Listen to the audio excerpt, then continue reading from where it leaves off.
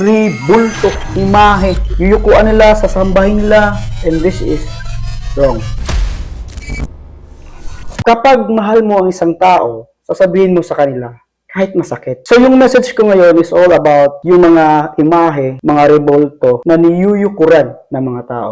This is purely the Word of God. So nasa Exodus chapter 20, verse 4 to 5, huwag kang gagawa ng anumang imahen o ribulto na kahawig na nasa langit, nasa lupa, o nasa ilalim ng dagat. Huwag mo silang yuyukuran o sasambahin dahil ako ang Panginoon mong Diyos, isang Diyos na mapanibughuin. Paparusahan ko ang mga kasalanan ng mga lumalaban sa akin hanggang sa ikatlo at ikaapat na salinlahi. Itong message na to, especially sa amin, taga Cebu, grabe yung mga tao. Talagang yuyuko sila, lulod sila sa gawa ng tao.